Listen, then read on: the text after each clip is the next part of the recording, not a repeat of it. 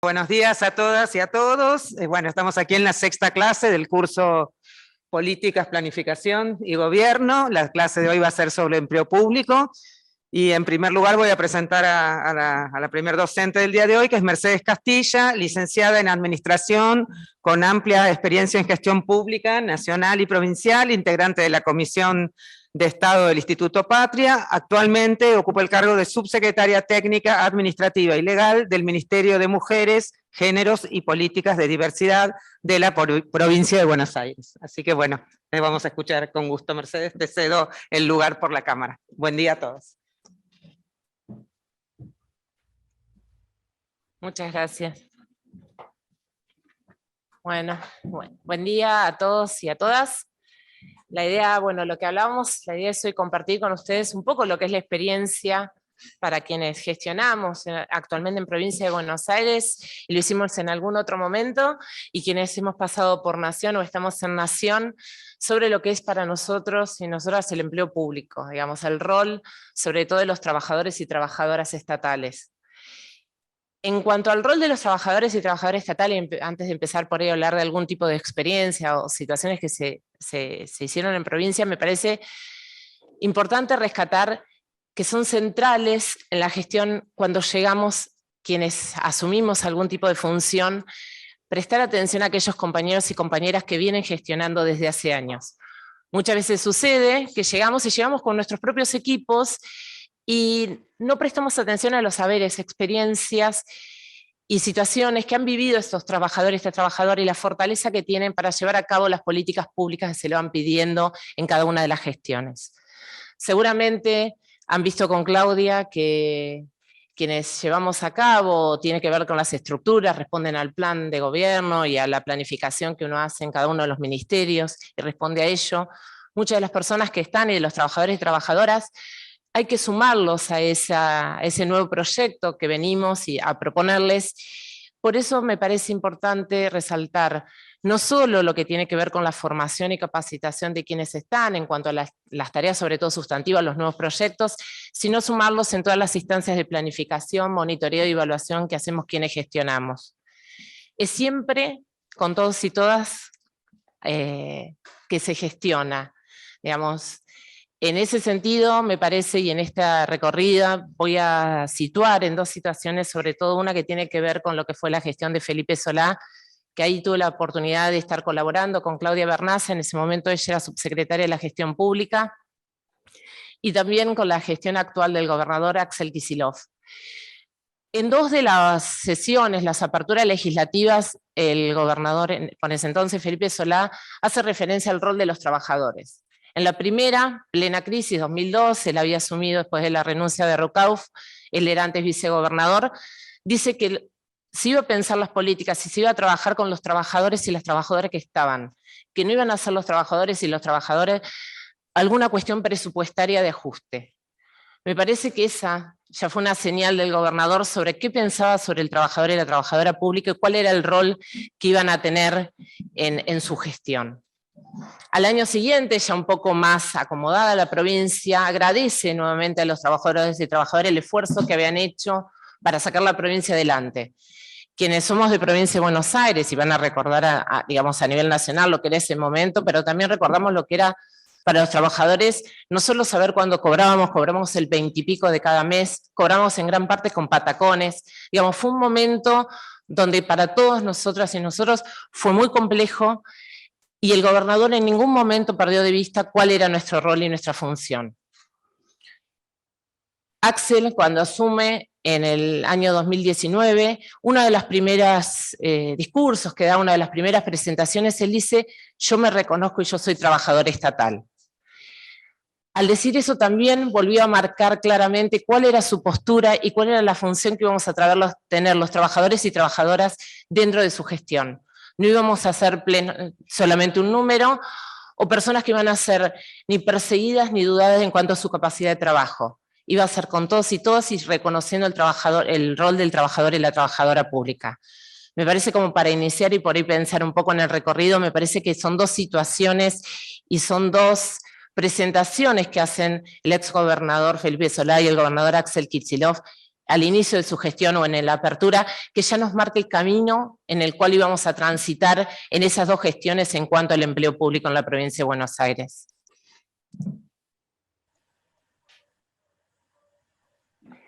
Al poco tiempo, Felipe, cuando asume, Claudia estaba directora provincial del IPAP, era responsable del IPAP, al poco tiempo asume como subsecretaria de la gestión pública, y ahí con varios compañeros y compañeros que están en la comisión, empiezan a trabajar en pensar una nueva forma de Estado y una nueva forma también del empleo público. Hay una mirada en cuanto a estatal, habrán visto sobre planificación, sobre la parte de diseño, sobre el empleo, sobre varios temas. Me parece que pensar y decirle a los trabajadores y trabajadoras y que el primer paso sea la planificación y pensar qué es lo que queremos es clarificador. Yo les decía, los trabajadores necesitamos estar y en constante formación y capacitándonos, pero también tenemos que tener claridad en la comunicación. Tenemos que saber cuál es el proyecto en el que vamos a estar acompañando y en la planificación, sobre todo cuando es con nosotras y nosotros, nos da claridad. ¿Sabes cuál es el objetivo que se persigue? Y vamos a acompañar y nos vamos a adueñar de ese objetivo. En todas las cuestiones que empiezan en el cambio en la gestión de Felipe, la primera tiene que ver también con que se reanudan en el 2004 las negociaciones colectivas en el ámbito público. En este sentido, la experiencia que tiene quienes en ese momento estaban en la Subsecretaría de Gestión Pública es muy importante. Se participó, mejor dicho, en muchísimas paritarias, tanto generales como sectoriales, inclusive lo que fueron las paritarias docentes y también las paritarias a nivel judicial. Era una participación activa también de los gremios. Se vuelve a entablar lo que tenía que ver con el diálogo con los gremios. Se trabajaban en esas paritarias y se dialogaba con los gremios de manera constante. Sí, también se podían dar esa cantidad de instancias paritarias porque había un diálogo y se iban abriendo y superando nuevas etapas, se iban, digamos, cumpliendo con los acuerdos y se proponían nuevos acuerdos para llevar adelante.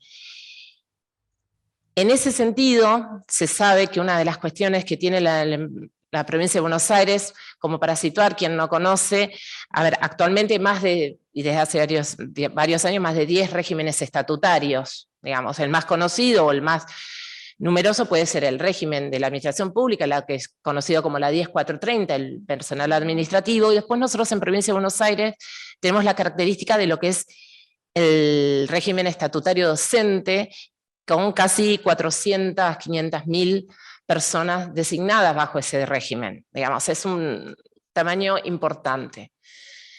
En ese sentido, y sobre todo lo que tiene que ver con el régimen del empleo público, también se empieza a pensar un nuevo régimen estatutario, se empiezan a pensar nuevas formas de ingresos, se empiezan a pensar nuevas formas de carrera. La carrera administrativa en la provincia de Buenos Aires, salvo algunos pocos indicios que hemos tenido de concursos, está hace muchos años sin actividad. Digamos, sí se siguen haciendo capacitaciones, el Instituto del IPAP sigue haciendo formación, pero no hay una carrera, no hay una evaluación. Esa es una gran deuda que está con los trabajadores y trabajadoras de la provincia, pero en ese momento, los estoy situando año 2004, 2007, se piensa realmente nuevamente una forma o se empieza a proponer otro régimen y otra carrera para el personal. Sobre todo, reconociendo algunas cuestiones que tiene que ver, es muy estanco, digamos, la carrera en la provincia de Buenos Aires por el régimen estatutario que tenemos, vos accedes a una categoría, salvo que se aprueben nuevas categorías, solo porque otra persona renuncia o se jubila, además, y lo mismo sucede, mejor dicho, con los cargos jerárquicos, que son jefaturas de departamento o subdirecciones. Entonces, en ese sentido, lo que se pensó es una nueva carrera que posibilite a la persona hacer su trayectoria no atada a estas funciones por ahí más de conducción, sino por ahí que tenía que ver con la trayectoria que se iba gestando, que se iba armando en su formación, en su experiencia y en su recorrida. En ese sentido, bueno, quedó como una propuesta. La verdad que para quienes seguimos todo el tema de empleo público es un antecedente muy importante, como pensar de otra forma distinta la forma de hacer carrera dentro del Estado, pero también se pensó la forma de, en los casos que se podía hacer concurso, ¿sí?, para el ingreso, para lo que es el acceso a cargos jerárquicos con ciertas características. Ahora comento un par de cosas que los voy a relacionar, después vuelvo por ahí con ciertas características que tenía ese ingreso.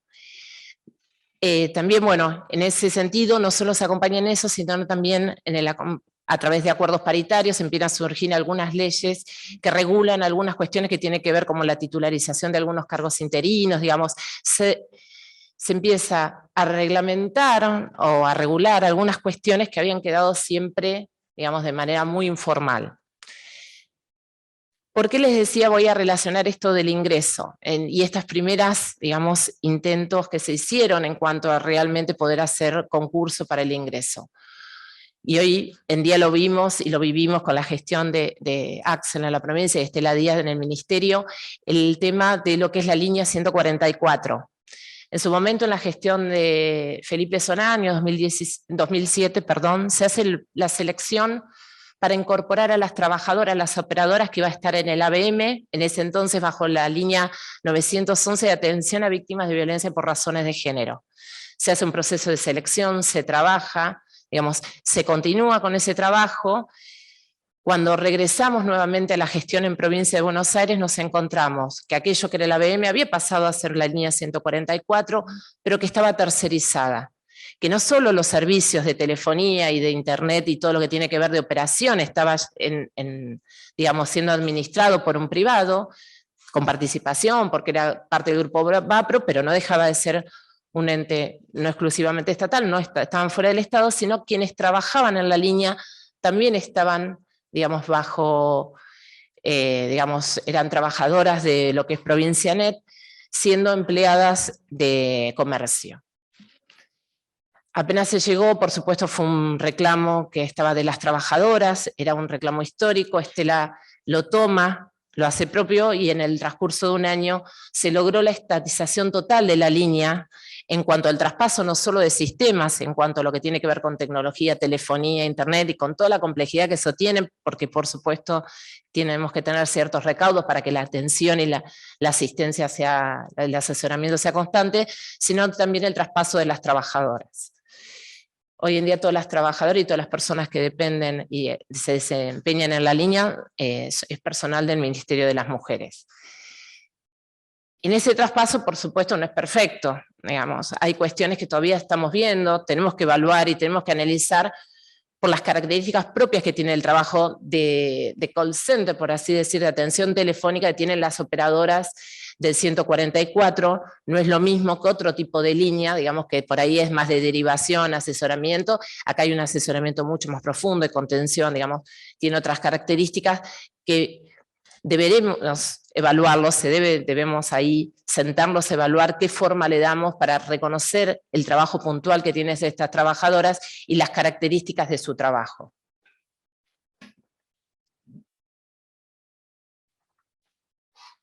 Me parecía importante por ahí hacer esta relación entre lo que fue y digamos, levantar por ahí el ejemplo de lo que es la línea 144, el inicio que es en la gestión de Felipe Solá, y la consolidación o la restatización que se hace ahora en el gobierno de Axel con Estela como ministra, sobre todo porque también responde y empezamos a ver cuestiones que tienen que ver con los procesos que se plantearon hace muchos años en cuanto al ingreso y a lo que tiene que ver con la carrera.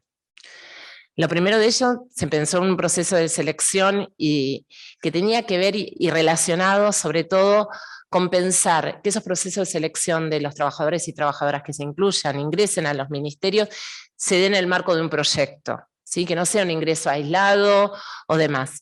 Entonces se piensa, sobre todo, bueno, por supuesto un reglamento que se trabaja junto con los gremios, después también va a haber una instancia de veeduría en el proceso de selección, pero también hay una definición institucional. Nosotros en el reglamento y en el momento hay que hacer una definición institucional de cuál es el proyecto que tenemos en el organismo, cuál es nuestro proyecto.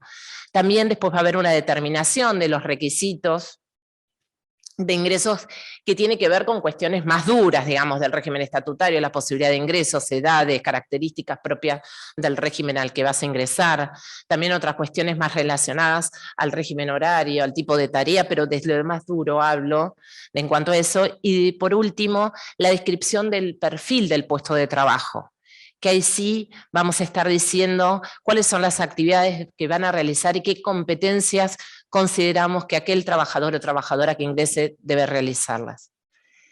Esto muchas veces por ahí suena y uno lo asocia en algunos procesos de selección que ha participado, no solo en el ámbito estatal, sino sobre todo en el privado, y decimos que escapa. Me parece que la dificultad más grande que tenemos cuando trabajamos en el Estado es cumplir con el primero de estos puntos que les decía. Realmente tener claridad en el proyecto institucional. No claridad ideológicamente donde estamos, sino también plasmarlo y poderlo transmitir. Muchas veces lo tenemos y quien conducimos sabemos cuál es el proyecto, cuál es aquella mirada que queremos o hasta dónde queremos llegar, pero transmitirlo a los trabajadores y trabajadoras y poderlo, que ellos puedan hacer lo propio, me parece que es uno de los valores principales. En cuanto a las competencias, y acá me voy a detener y voy un poco con el machete, en su momento se había hablado de 3 tipos de competencias que uno tiene que ver de los trabajadores. Y salirnos un poco también cuando pensamos de la carrera, de solo pensar la carrera en el sentido de que sea por antigüedad. Digamos, vos accedes a un grado, una categoría mayor de acuerdo a la antigüedad. Empecemos a pensar en otras cosas, formación, capacitación y idoneidad para el puesto que estamos ocupando, digamos, otras cuestiones que también tienen que ver con eso. Las competencias se habían dividido, o se dividen en 3, que tienen que ver con las éticos e institucionales, las técnico-profesionales y las actitudinales. En cuanto a las ético-institucionales, es justamente los comportamientos observables en cuanto a los valores y concepciones que nosotros tenemos con nosotros mismos, con nuestro entorno y con la institución en la que estamos. En cuanto a las personas, vamos a hablar ahí en cuanto a tolerancia, aceptación. En cuanto a lo sociocultural, cuestiones que tienen que ver con derechos humanos, con medio ambiente, digamos, aquellas cuestiones, hoy en día con todas cuestiones de género, todas aquellas cuestiones que están puestas en valor en la sociedad y nosotros observamos si aquella persona que va a ingresar al organismo realmente tiene una mirada, ¿cuál es la mirada que tiene sobre ello? Porque todos tenemos, el tema es ver cuál. Y la otra tiene que ver con los compromisos institucionales. Realmente el respeto por los organismos públicos, el respeto por la democracia, por las instituciones, por el cumplimiento, por lo que tiene que ver, si vamos a sumar a alguien en algún puesto de decisión, también cuestiones que tiene, y para todos los trabajadores y trabajadoras, con la ética pública. En ese sentido, Nación está mucho más, en cuanto a ética pública y demás, tiene mucho más normativa, digamos, y hay mucho más escrito que lo que es Provincia de Buenos Aires. El Ministerio de Justicia tiene el área de transparencia y realmente en este momento se encuentra trabajando mucho en ese tema y articulando bastante como para pensar, digamos, en Provincia de Buenos Aires también tener cuestiones normativas y también más explícitas en cuanto al comportamiento ético. Después están las competencias técnico-profesionales, y ahí corrernos un poco del título, no pensar solo en la formación de grado, posgrado, sino también esto que decíamos del recorrido que tienen los trabajadores y trabajadoras en el Estado y la idoneidad que tiene para cumplir ciertas funciones. Muchas veces no está el título porque por distintas circunstancias no han podido acceder a veces a la formación. Pero sin embargo, esos conocimientos teóricos están, los tienen y hay que valorarlos y hay que ponerlos en valor. Digamos, valorarlos y ponerlos en valor, las dos cosas. Entonces tiene que ver con estos conocimientos teóricos, las habilidades para la utilización también de herramientas, es otra de las cuestiones que vemos en estas competencias. No todos tenemos la capacidad para manipular, por ejemplo, ciertas máquinas. Puedo pensar en algunas áreas muy específicas en Provincia de Buenos Aires, sea Astillero Río Santiago, sea áreas de infraestructura, vialidad, digamos, todas estas cuestiones. Si yo voy a convocar a alguien y voy a pensar en un proceso de selección, tiene que estar esos saberes y tiene que estar esa mirada sobre eso. Y también tiene que ver con algunas cuestiones y también sobre destreza y entrenamiento, que por ahí también estará dado o estará vinculado directamente a esa tarea. Y por último, a veces son las más difíciles de evaluar, por eso cuando se pensó también la forma de ingreso y los procesos de selección, se pensaron varias instancias, ¿sí? Entrevistas individuales, grupales, que tiene que ver con las competencias actitudinales. Es como nosotros nos ponemos y qué capacidad o qué posibilidad de destreza tenemos de desarrollar ciertas cualidades.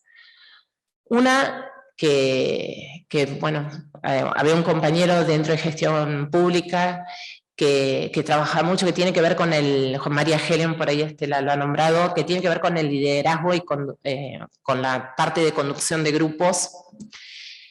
Esa es una característica de acuerdo al rol que vas a cumplir, es necesario observarlo, sobre todo para esta capacidad de motivar al otro. No es una cuestión solo, digamos, de impartir una orden, muchas veces cerrado, sino la cuestión de la motivación, que vuelvo a centrarlo en la formación, en la planificación, la participación de los trabajadores y las trabajadoras en todas las instancias.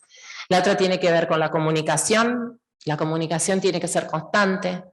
Cuando hablamos de comunicación administración, hablamos de comunicación formal, informal, vertical, horizontal, tiene que estar todas y todas son válidas, ¿sí? Estará cada una dada para alguna circunstancia, pero la comunicación y la información tiene que llegarle a todos los trabajadores y trabajadoras. Si se toma una decisión y no se comunica, es como si no se hubiese hecho. La conformación, y en esto de la comunicación también es, digamos, que haya realmente una comunicación digamos, quienes estamos en cargos superiores, podemos ir transmitiendo y comunicando a los equipos y que vaya llegando a todos, que sea permeable la comunicación, porque esa es otra dificultad que a veces encontramos, que en alguna instancia se queda trabada, deja de haber comunicación, dejamos de enterarnos qué es lo que sucede. Después otra capacidad que es difícil, es la conformación e integración de equipos de trabajo. ¿Sí? No es solo conformar uno, sino tener la habilidad y la capacidad de integrar varios equipos. Y ahí quienes conducimos también tenemos que proponer la rotación en las tareas, la rotación en los equipos, pensar alguna cuestión, porque también eso se desarrolla. No es una cuestión que vamos a tener innata, y no, eso es un aprendizaje y es importante tenerlo. Después va a estar la resolución y mediación de conflictos, ¿sí? Quienes están en puestos de decisión, es importante que puedan mediar, es importante poder cortar muchas veces con esos ruidos que hay en los equipos de trabajo, digamos, aclarar las cuestiones, acompañar en esos procesos.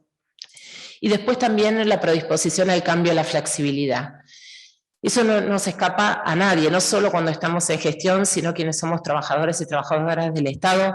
Yo hace 22 años trabajo en el Estado, he pasado por distintas gestiones y por distintas funciones y distintas tareas. Es podernos adaptar a ello y nunca perder que nuestro rol es de trabajador y trabajadora, ¿sí? Que estamos ahí y que vamos a estar buscando el bien común. Todos, por supuesto, tenemos nuestra ideología y vamos a estar yendo y nuestro proyecto va a estar acompañado, pero desde nuestro lugar de trabajador y trabajadora pública siempre vamos a poder aportar, estemos en el esquema de trabajo que estemos. Esto me parecía compartir como algunas cuestiones generales que tienen que ver con la provincia y cuestiones y experiencias que ya les digo, lo tomamos desde el 2004 al 2007 y por suerte quedaron por escrito muchas de ellas, que eso es otra cosa muy importante. A medida que vayamos pudiendo ganar terreno en este sentido, dejémoslo por escrito, veamos qué normas se requiere, dejemos que quede el antecedente. No digamos no, porque después no importa, que quede por escrito, que tiene un valor y siempre alguien lo toma y lo va releyendo. Después otra cuestión que me parece retomar en esto que decía, sobre todo con la gestión actual de Axel Kicillof, tenía que ver con esto que decía, él se presentó como trabajador estatal. Con todas las dificultades, inclusive en el medio de lo que fueron estos 2 años de pandemia, se pudo hacer la reestatización de la línea 144 y también hubo otras experiencias de regularización del empleo público en la provincia de Buenos Aires, que por ahí no se llegó todavía a todo lo que nos hubiese gustado, pero me parecieron fueron importantes avances. Cuando se iniciaron las gestiones había mucha situación de precarización o tercerización en cuanto también contrataciones a través del monotributo, digamos, eran empleados, trabajadores y trabajadoras contratadas a través de la ley de emergencia, es una locación de servicios, pero no deja de ser monotributista. El año pasado hubo una regularización de esa situación y aquellas personas que cumplían tareas que correspondían, que sean incorporadas como trabajadores y trabajadoras de la administración pública, fueron incorporados a la ley 10430. Me parece que eso fue digamos, la primera forma de sanear, digamos, realmente ver y que estén todos en la situación regular en la que están. Después hubo varios anuncios, algunos este día, una preocupación muy importante, no solo por instancias paritarias, sino de parte del gobernador y todo su gabinete, que tiene que ver con el tema salarial, ¿sí? Pensar y saber que el salario de los trabajadores y trabajadoras del Estado tiene que ir creciendo, tiene que ir acompañando también por el compromiso que hay. Hubo mucho trabajo y mucha regularización también en cuanto al personal de salud, en lo que fue la pandemia y la incorporación y bonificaciones que reconocían realmente el trabajo que ellos estaban llevando y ellas llevando a cabo en lo que fueron estos 2 años. La otra de las decisiones que se tomaron en los anuncios, también salió de reuniones paritarias, tuvo que ver con la administración pública incrementar los días de licencias parentales. Hubo distintos, incrementos, distintos días en cuanto a los distintos tipos de licencias para los trabajadores y trabajadoras de la administración pública, y también ese era un reclamo de hacía muchísimos años, y bueno, fue tomado, fue escuchado, y ya tiene su primera respuesta. Por supuesto, queda muchísimo por hacer, fue hacerles una presentación, la idea es abrir sobre todo después al diálogo, después de la intervención de Pablo, pero me parecía que era importante rescatar estas 2 situaciones que tiene que ver con 2 gestiones, que hubo compromiso, donde se pudo ver el rol del trabajador y trabajadora, y me parece sobre todo que es desde donde se situaron quienes nos conducían o nos conducen en ese momento.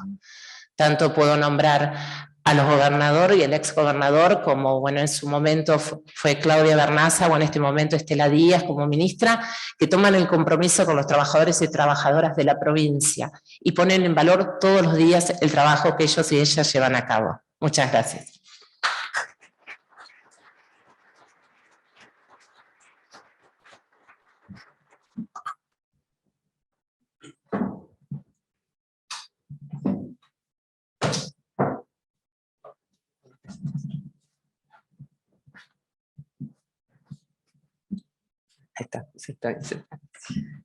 Bueno, y ahora tengo el gusto de presentar a Pablo Guevara, el próximo docente que va a llevar adelante la clase. Él es abogado, especialista en Derecho Laboral, integrante de la Comisión de Estado del Instituto Patria también, dirigente, director de negociación colectiva del Consejo Directivo de Capital Federal de ATE, y actualmente trabaja también como jefe de gabinete de la Subsecretaría Técnica Administrativa y Legal del Ministerio de las Mujeres, Género y Políticas de Diversidad de la provincia de Buenos Aires. Así que bueno, Pablo, la verdad que es muy interesante estar escuchando hablar de gestión pública. Bueno, yo soy una persona que también estoy en la gestión hace muchos años, y nada, y a veces no se tiene en cuenta la importancia que tienen las trabajadoras y los trabajadores en llevar adelante nuestras políticas. Son a veces los más castigados, y la verdad que es muy interesante escucharlos en esta clase, porque quienes están, siempre hay que tener en claro que, como dicen muy bien los compañeros de ATE, los trabajadores de Estado son garantes de derechos, son ellos los que están garantizando todos los derechos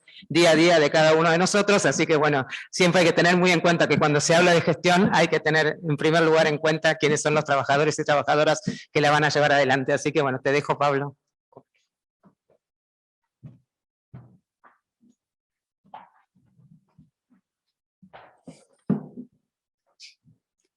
Bueno, buen día a todos y a todas. Gracias por esas palabras. Yo un poco retomando la exposición de Mercedes, obviamente voy a hacer más hincapié en el empleo público a nivel nacional, pero voy a hacer como un panorama por ahí un poco más histórico, muy a la pasada, porque el tiempo es medio tirano. Nosotros, el empleo público a principios del siglo pasado y durante gran parte del siglo pasado tuvo una estructura burocrática, quizás no en el sentido peyorativo que hoy se le conoce esa palabra, pero muy racional, weberiana, estructurada, con cierto prestigio en la sociedad. Y eso en algún punto, en algún momento, empezó a entrar en crisis en general en los estados nacionales, no solo en nuestro país, sino empezó a entrar en crisis hacia fines de los 70. Pero yo me voy a detener a analizar 3 o 4 hitos en nuestro país de esa época y que de alguna manera asignaron lo que fue el empleo público. La primera es que a pesar de este modelo racional y en algún punto de la planificación del primer y segundo gobierno peronista, hay un hecho muy interesante que adquiere todavía cierta vigencia y que obviamente recomiendo a todos los participantes que puedan acceder, leerlo, sobre todo porque muestra su vigencia en algunos de los comentarios que hizo Mercedes respecto de los principios que sentó el gobierno de Felipe Solá con Claudia Bernaza en la Secretaría de Gestión Pública de la Provincia de Buenos Aires, que es la carta, o hoy por ahí se conoce más como carta, pero fue el discurso que dio Perón en el año 52, el 2 de julio de 1952, a los funcionarios públicos. Más allá de que en algún momento, en parte de su discurso, Perón dijo, bueno, reconozco que tenemos una organización buena, no tan buena, no excelente, pero soy amigo de lo bueno. Él, y me voy a permitir leer ese párrafo, porque me parece que no tiene desperdicio, él sienta lo que son, a lo largo de la carta, sienta de alguna manera las bases, no solo de la organización política del Estado, sino también de los principios organizativos y estructurales en los cuales basa el proyecto y cómo lo tienen que hacer carne los funcionarios públicos, pero él dice, no puede haber un funcionario de ninguna categoría, ni un empleado destinado al servicio de la nación, que no piense estrechamente dentro de la doctrina nacional, porque él es un ejecutor directo de esa doctrina, pero un funcionario o un empleado público que es el ejecutor directo por mandato implícito de la Constitución y de la ciudadanía, no puede estar fuera de eso. Y nosotros, los agentes civiles de la nación, somos los encargados de realizarlas. Nada hay más fundamentalmente importante que eso. En esto, señores, establecida la doctrina nacional, nosotros tenemos una obligación permanente, es la de llevarlas a todos los organismos estatales. Y en esto encierra la idea de que justamente planteaba Mercedes, que la plantearon a lo largo de varias exposiciones en este curso, es la necesidad de tener claro el proyecto, que no es un proyecto político partidario al que deba escribirse, sino es para qué está al servicio el Estado, y que de alguna manera forma parte de los mismos debates que inclusive hoy la coyuntura está planteando, y que están en ese discurso magistral que tuvo Cristina Fernández en el CCK cuando fue la apertura del Parlamento Europeo, europeo y latinoamericano, el Eurolat. Entonces, yo tomo esto como algo muy importante porque a pesar de que el mismo Perón decía no era la mejor organización, para ese tiempo funcionó. La importancia y la idea de tener ese proyecto de alguna manera quedó instalada a lo largo de los años de ese modelo racional. Estaba no solo en ese prestigio de funcionario, en esa época no había tantas cuestiones de género, funcionaria también, pero estaba un poco eso que en algunos sectores, sobre todo para los que tenemos años de experiencia en la administración pública, se traducía en expresiones muy sencillas de tengo puesta la camiseta del organismo, tengo el compromiso. Eso estaba muy presente.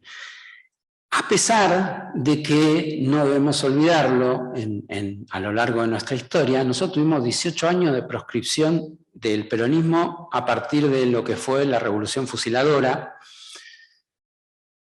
y la vuelta de Perón, el gobierno de Cámpora, no fue un periodo en términos de tiempo muy importantes, sino que esos 18 años anteriores de proscripción del peronismo, de varios golpes, más la dictadura militar, generaron algún tipo de resistencia a políticas de derechos humanos, a políticas de valor en el Estado, y que fueron las que de alguna manera motivaron a Alfonsín a sacar en ese momento la necesidad de armar el cuerpo de administradores gubernamentales.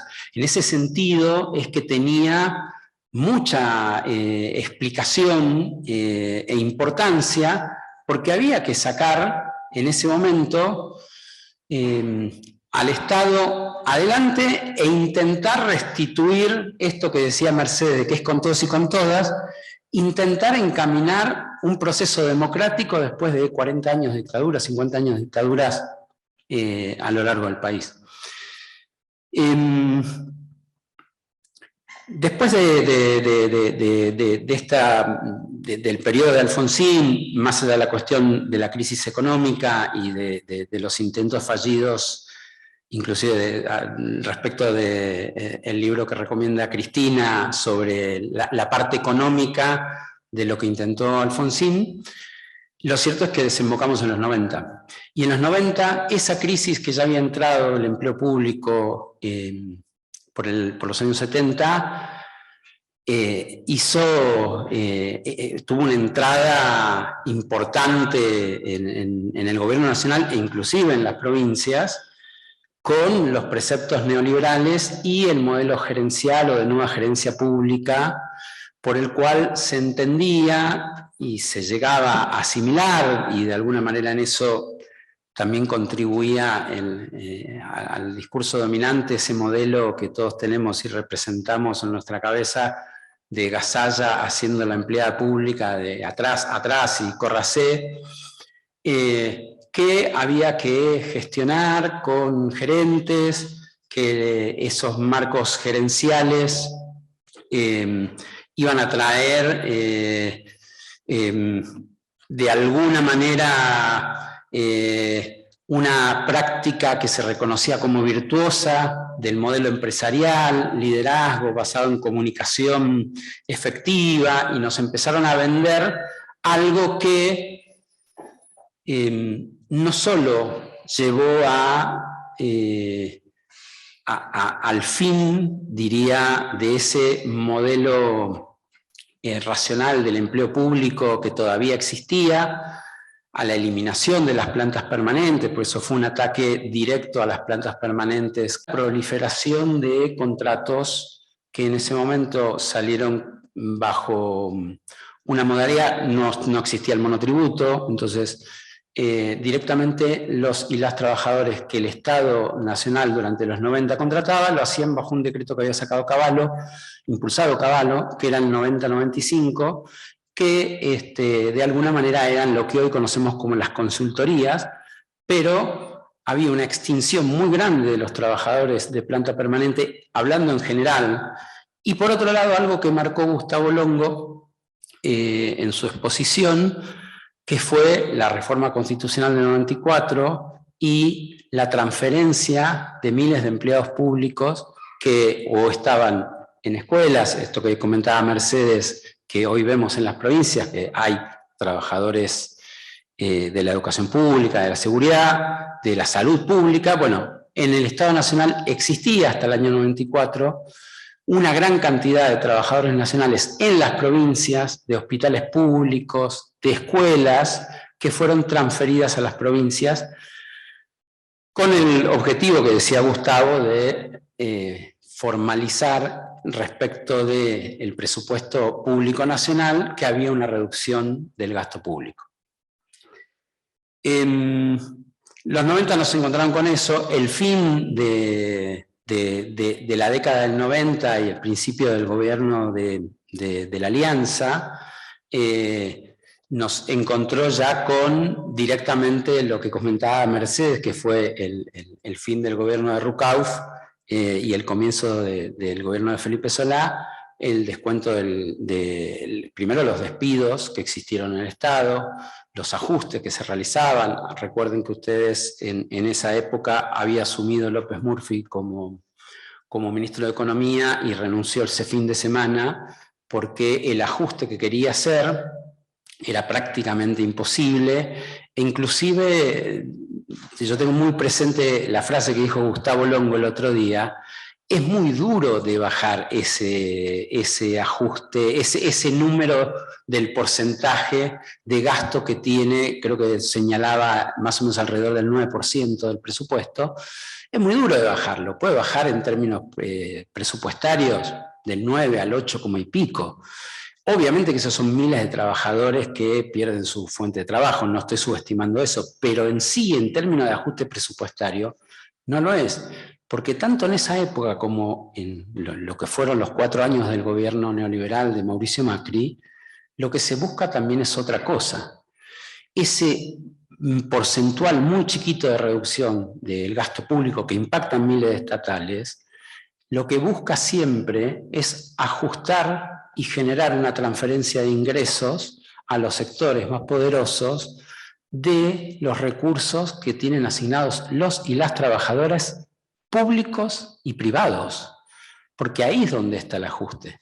La virtud de estos modelos como en los 90 y recientemente en estos 4 años de Mauricio Macri, tuvieron eso, digamos, de decir que iban a atacar eso que hoy algunos libertarios de alguna manera marcan como las manos del Estado que los aplastan y no los dejan crecer.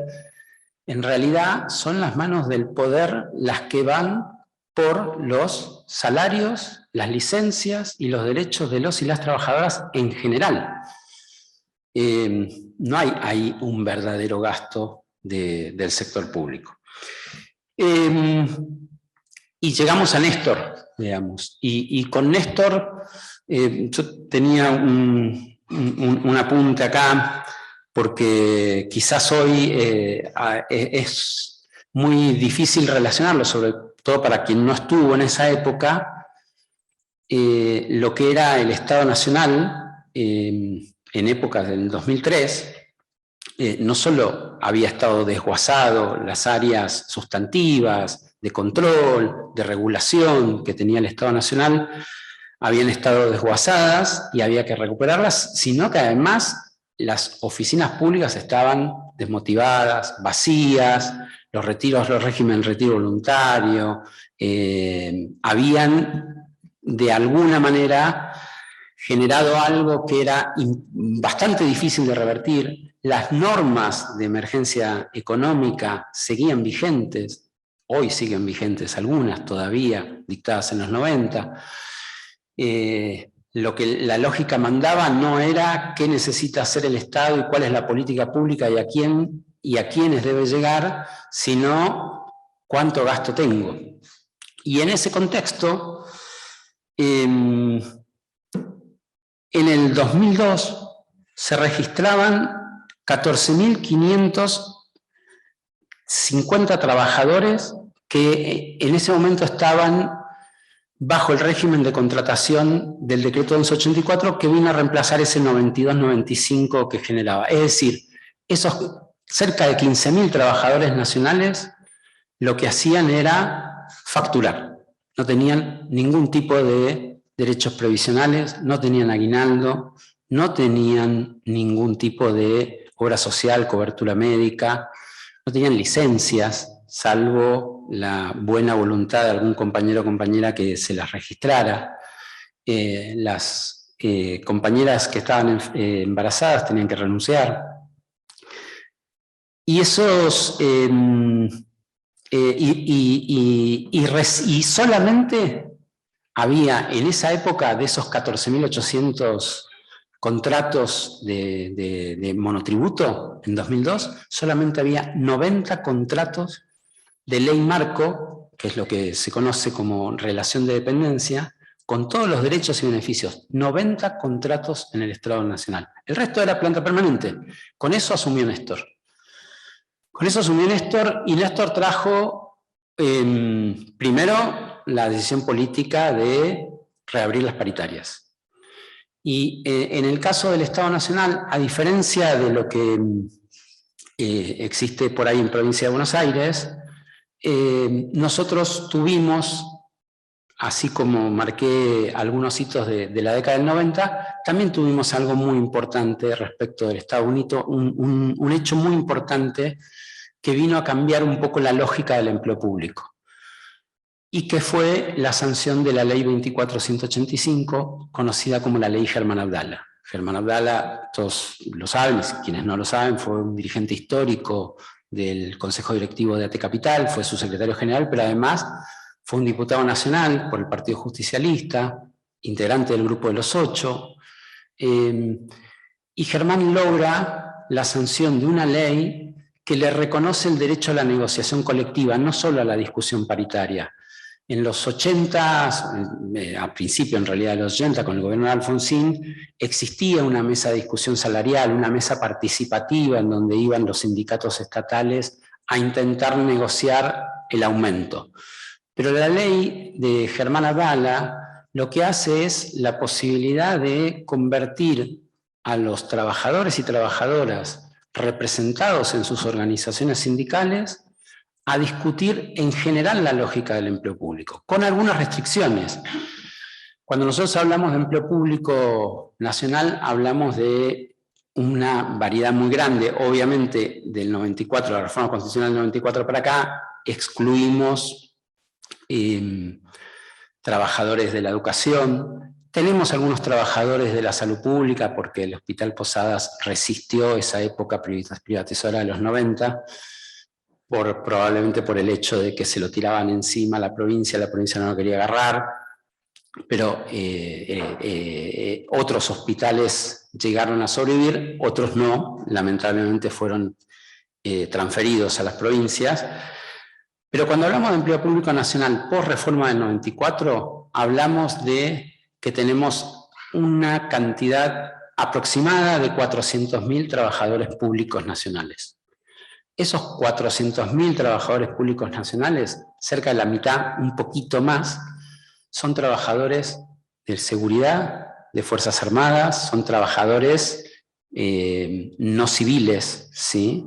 Son Policía Federal, Ejército, Armada, Aeronáutica, Prefectura. De esos otros, de la otra mitad, un poquito menos de la mitad, son trabajadores considerados civiles. Dentro de esa categoría tenemos los trabajadores civiles que están en esas Fuerzas Armadas de seguridad.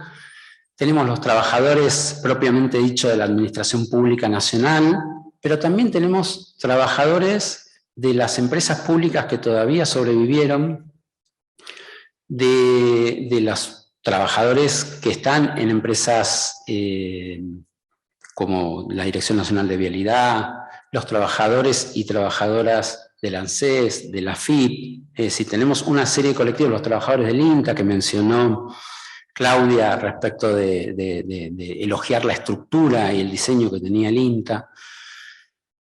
Todos esos trabajadores tienen una particularidad, son todos estatales, pero también tienen la particularidad de no considerarse a veces todos esos trabajadores estatales. Los trabajadores del CONICET, los investigadores. Es decir, tiene una heterogeneidad el empleo público que a veces suele ser compleja y es difícil de abordar, pero lo que planteó tanto la ley Germán Abdala como el primer peronismo, porque esto también hay que comentarlo, el primer peronismo definió que algunas organizaciones sindicales estatales de esos organismos y empresas públicas tuvieran negociación colectiva a partir de la sanción de la ley 14.250. Entonces, llegamos a los 90 con una parte del empleo público nacional en paritarias, trabajadores del ANSES, de la FIP, de aduana, de vialidad, con convenios colectivos, algunos desarrollados con avances y otros no tanto, y los trabajadores propiamente dicho de la Administración Pública Nacional sin convenio colectivo. Hacia fines de los 90 se empieza a negociar un primer convenio colectivo genera algunos avances, pero la tendencia de esa época era, como de alguna manera lo popularizó la ley Banelco, era negociar a la baja. Por lo tanto, ese primer convenio colectivo que se homologó por el decreto 66/99 fue objeto de impugnaciones, reclamos, y no terminó de aplicarse en una administración pública que en ese momento estaba con derechos muy mínimos. Y recién es Néstor el que convoca a esa discusión a partir del 2004.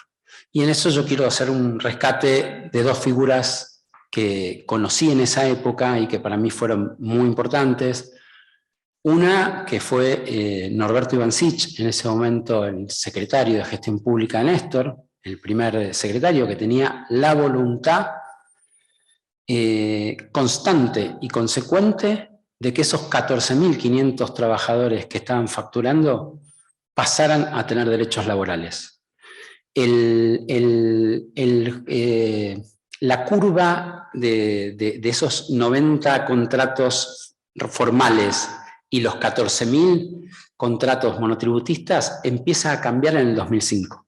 En el 2005 se empieza a revertir y empieza a haber más trabajadores contratados con derechos laborales por la ley Marco que trabajadores monotributistas. Porque lo que hace Néstor e impulsa es, acordando en paritarias, dictamina, es decir, saca un decreto, en ese momento el primer decreto fue el 707 del 2005, por el cual dispone convertir esos contratos irregulares en contratos regulares, en empleo formal. Obviamente que eso un poco en algún punto quedó trunca por el fallecimiento de Norberto, por esa figura que vino a poner ese proyecto político en la función pública del que hablaba Perón, del que ponía Claudia Bernás en Provincia de Buenos Aires. Quedó por ahí un poco trunca con algunos cambios que se produjeron, pero se fue avanzando y obviamente lo que no se pudo realizar es convertir en trabajadores de planta permanente a los trabajadores que iba llamando y necesitando el Estado. Pero los iba llamando no en función de generar política de empleo solamente, sino de las necesidades que tenía el Estado de llegar a cada uno de nuestros ciudadanos en la ampliación de derechos que había comenzado a partir del 2003. Esa era la consigna.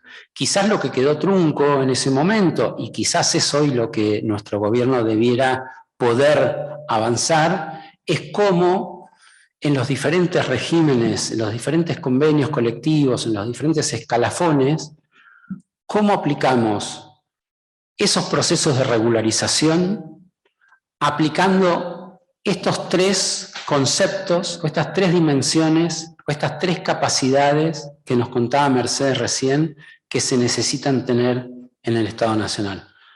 Para no confundirnos, porque esos procesos de selección que no siempre se realizan, pero cuando se realizan están basados únicamente en las capacidades técnicas del trabajador o de la trabajadora o en alguna medida, en algunas capacidades relacionales que se puedan medir, cuando no se basan también en esas capacidades éticos institucionales, cuando no está claro por qué ese trabajador y trabajadora va a defender el organismo en el que está, no solo ponerse la camiseta, sino también ponerse la camiseta del Estado Nacional, del trabajador y trabajadora pública, ese compromiso con el Estado de Derecho, con la ampliación de derechos, lo que nos ocurre es lo que nos ocurrió a partir del 2015. Y quizás, no sé cómo estoy de tiempo, pero para ir cerrando un poco este tema, cuando nosotros presentamos por parte de la Comisión de Estado, presentamos el proyecto de ley de formación pública, que hicimos un proceso muy rico de discusión con todos los sindicatos públicos, con las distintas partes intelectuales, universitarios, académicos, de distintas extracciones, en donde lo que nos unificaba es este proyecto nacional al cual debe estar al servicio del Estado.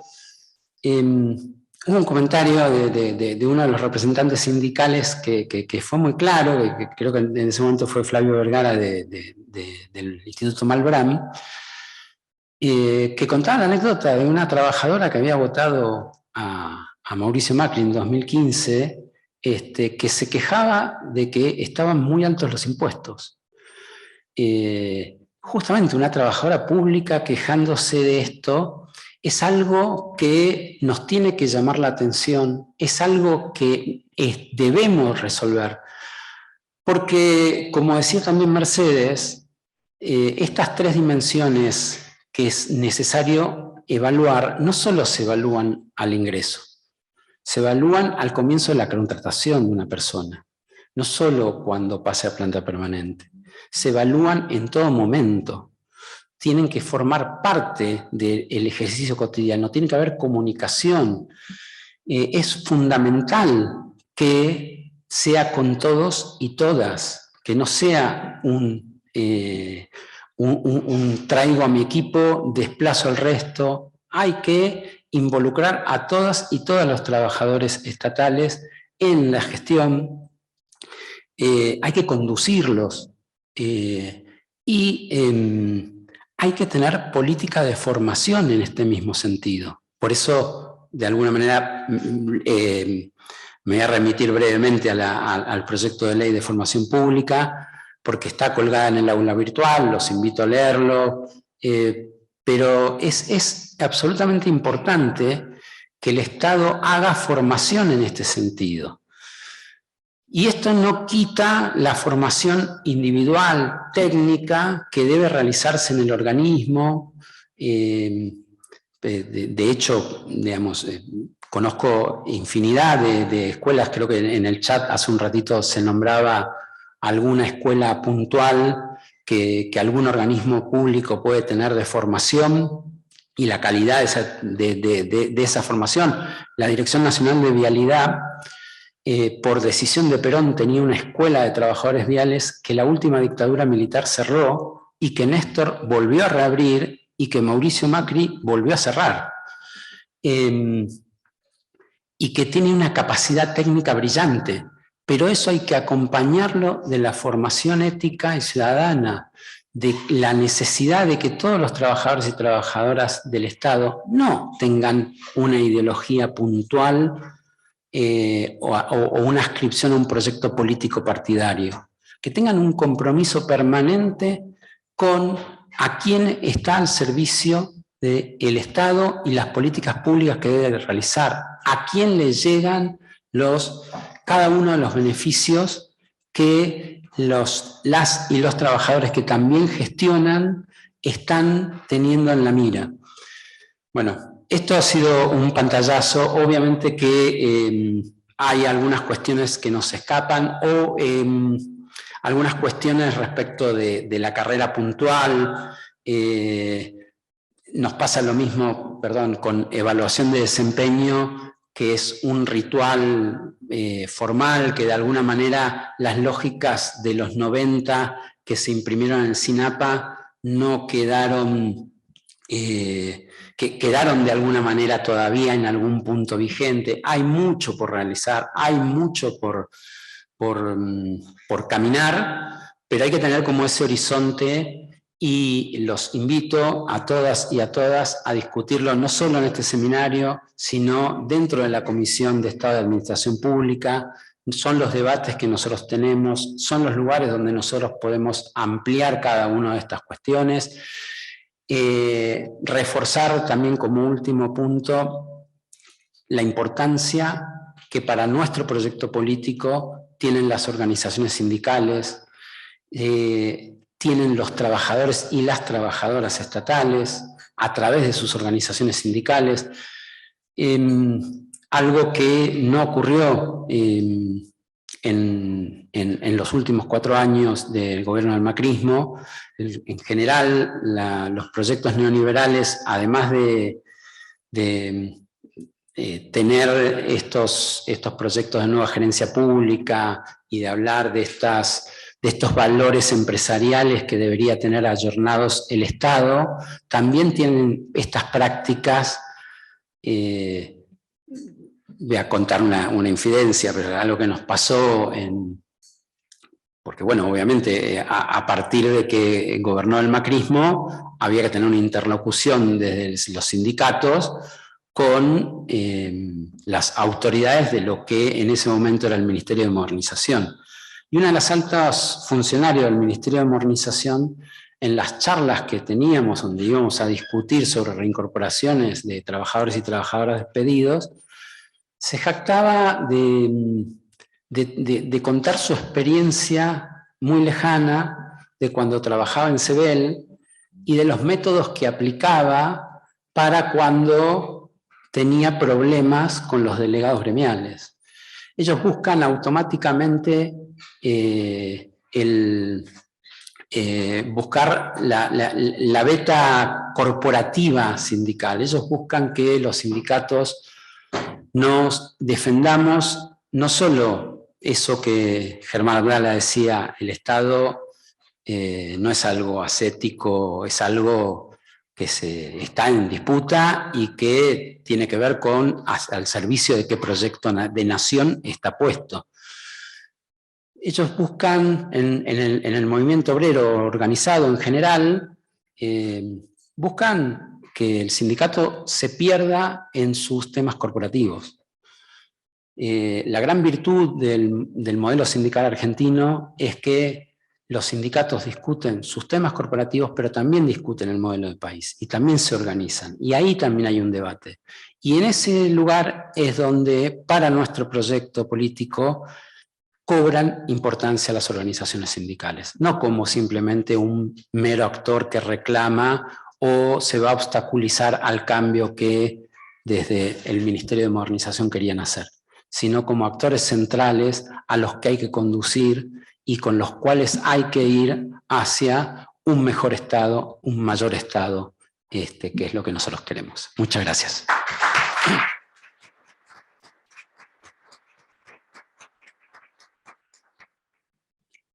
Bueno, ahí creo que está Lore. No está Lore, estoy yo, Pablo. Bien, bueno. Dale un minutito, Lore. Ahora lo que vamos a hacer, como se viene haciendo en todas las clases, es dividirnos para trabajar en grupos. Antes de eso voy a comentar, ya que estamos tanto virtualmente como con el público presencial, que vamos a mantener por una semana más el trabajo de discusión en los foros que nos propusieron tanto Gustavo Longo como Claudia Bernaza en la clase pasada, esos dos casos respecto de situaciones reales, tanto la del trabajador de Aeroparque como el director de deportes de la Municipalidad de La Matanza. Primero porque se vincula justamente con lo que charlamos ahora sobre el empleo público, y recordarles que tanto Cristina Catano como Eliana Monteagudo van a estar articulando la discusión sobre ese foro, así que ingresen al aula virtual, participen de ese debate. Se va a subir seguramente en estos días la conclusión del trabajo en grupo del sábado pasado, y como también es rutina de parte de cada una de las clases, se va a subir durante estos días, los próximos días, las conclusiones o las síntesis que se hagan del trabajo en grupos del día de la clase de hoy. Les voy a comentar lo que va a ser la consigna del trabajo de grupos de ahora. No sé si la tenés vos a mano, Paula, porque no la tengo a mano. Ya te comento.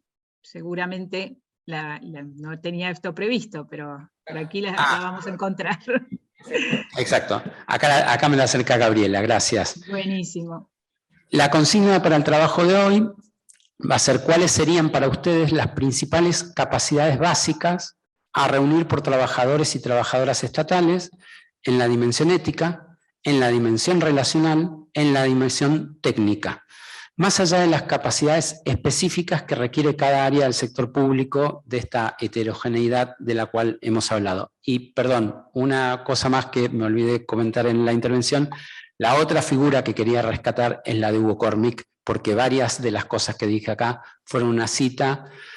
Hugo Cormick fue un brillante compañero, integrante de la Comisión de Estado, es quien lleva el nombre del proyecto de ley de formación pública y fue quien a partir del 2004 empezamos a transitar un camino que nos llevó a entrelazar muchos trabajos, muchas ideas en esos 4 años de gobierno de Mauricio Macri. Bueno, eso, no sé si Paula tenés algún otro comentario más. No por aquí, por el momento nos vamos a trabajar en grupo entonces. Bueno, entonces nos vamos a trabajar en grupo, nos despedimos de los compañeros que están en la virtualidad y vamos a trabajar. Hasta luego, Paula, nos vemos a todos. Gracias, Mercedes, gracias, Gabriela, y nos quedamos acá trabajando en 2 o 3 grupos. Un abrazo a todos por allí.